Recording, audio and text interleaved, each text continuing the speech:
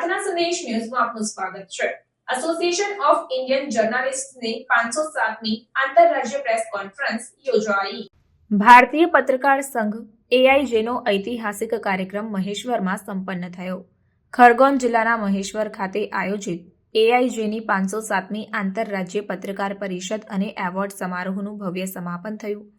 દેશભરના 700થી વધુ પત્રકારોનું સન્માન કરવામાં આવ્યું હતું।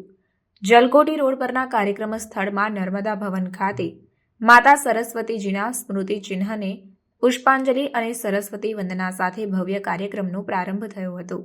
કાર્યક્રમમાં સ્વાગત પ્રવચન ભારતીય પત્રકાર સંઘના જિલ્લા પ્રમુખ રણજીતસિંહ ઠાકુરે કર્યું હતું, જે બાદ વિશેષ વક્તા પ્રતીક શ્રીવાસ્તવે દિગ્યાના સમાચારના વરિષ્ઠ તંત્રી તેમના નિવેદનમાં પત્રકારોના અધિકારો અને તેમના યુગના ઉત્કૃષ્ટ પત્રકારત્વ પર પ્રકાશ પાડ્યો હતો અને જણાવ્યું હતું કે આજનું પત્રકારત્વ ખૂબ જ ખરાબ દિવસોમાંથી પસાર થઈ રહ્યું છે। આવી સ્થિતિમાં ભારતીય પત્રકાર સંઘ દ્વારા ખરગોન અને મહેશ્વર સહિત દેશભરમાં આવા કાર્યક્રમોનું આયોજન ચોક્કસપણે પ્રશંસનીય છે। દેશભરના પત્રકારો તમારી પાસેથી પ્રેરણા લઈ રહ્યા છે।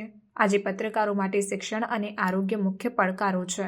આવી સ્થિતિમાં એઆઈજે શિક્ષણ અને આરોગ્ય માટે શ્રેષ્ઠ રીતે કામ કરી રહી છે। આ માટે તેમણે મંચ પરથી રાષ્ટ્રીય અધ્યક્ષ વિક્રમ સેનનો આભાર માન્યો હતો। તેમણે વધુમાં જણાવ્યું હતું કે પત્રકારોએ તેમના અધિકારીઓને ઓળખવા જોઈએ અને જો જરૂર પડે તો મોટા નેતાઓ પણ વહીવટી અધિકારીની આંખમાં જોઈને પ્રશ્નો પૂછી શકે છે। પત્રકારોથી ખીચોખીચ ભરાયેલા કાર્યક્રમના અતિથિ વિશેષ હેમંત પાલે પોતાના વિચારો વ્યક્ત કર્યા હતા અને પત્રકારોના હિતનું હંમેશા રક્ષણ કરવાની વાત કરી હતી અને સમગ્ર રાષ્ટ્રીય, જિલ્લા અને મહેશ્વર આયોજન સમિતિને અભિનંદન પાઠવ્યા હતા। રમણ રાવલે તેમના નિવેદનમાં પ્રાદેશિક પત્રકારત્વને વધુ મજબૂત કરવાની વાત કરી હતી। પત્રકારોને બોલવાની સાથે લખવા પર વધુ ભાર આપવા જણાવ્યું। કાર્યક્રમમાં કલેક્ટરના પ્રતિનિધિ તરીકે એસડીએમ જૈને પત્રકારોને નવા કાયદા અંગે સંબોધન કર્યું હતું। તેમજ મંચના વક્તા અને કાર્યક્રમના મુખ્ય અતિથિ ભારતીય પત્રકાર સંઘના રાષ્ટ્રીય અધ્યક્ષ વિક્રમ સેન કે જેઓ તેમના મોટા હૃદય અને સ્પષ્ટ વક્તા માટે જાણીતા છે, તેમણે કાર્યક્રમનું સમાપન કર્યું અને કાર્યક્રમમાં ઉપસ્થિત પત્રકારોને માર્ગદર્શન આપ્યું। પત્રકારોનું સન્માન કર્યા બાદ કાર્યક્રમમાં ભોજન સમારંભ યોજાયો હતો, જેમાં 700થી વધુ પત્રકારો અને મહેમાનોએ એક સાથે ભોજન લીધું હતું। કાર્યક્રમમાં મુખ્ય મહેમાન ખરગોન ભોપાલના સાંસદ ગજેન્દ્રસિંહ પટેલ કાર્યક્રમમાં વર્ચ્યુઅલ રીતે જોડાયા હતા અને પત્રકારોને પોતાનું સંબોધન આપ્યું હતું અને કાર્યક્રમમાં હાજર ન રહી શકવા બદલ દિલગીરી વ્યક્ત કરી હતી। આ કાર્યક્રમમાં પાલિકાના પ્રમુખ પ્રતિનિધિ ગજરાજ યાદવ, એસડીએમ અનિલ જૈન, તહસીલદાર રાકેશ સસ્તિયા, સીએમઓ લક્ષ્મણસિંહ, સીએમઓ મનોજ શર્મા હાજર રહ્યા હતા।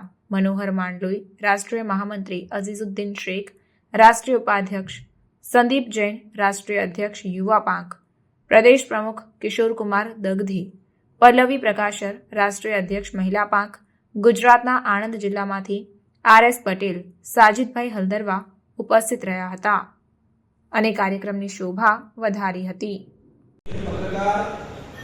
संपादक सुबह सवेरे साथ ही अनेक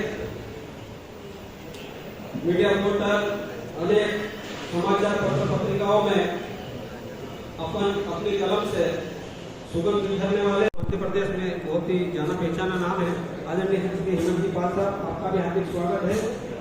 भाई साहब ताली बजाइए तो थोड़ा ऊर्जा आपको क्या है।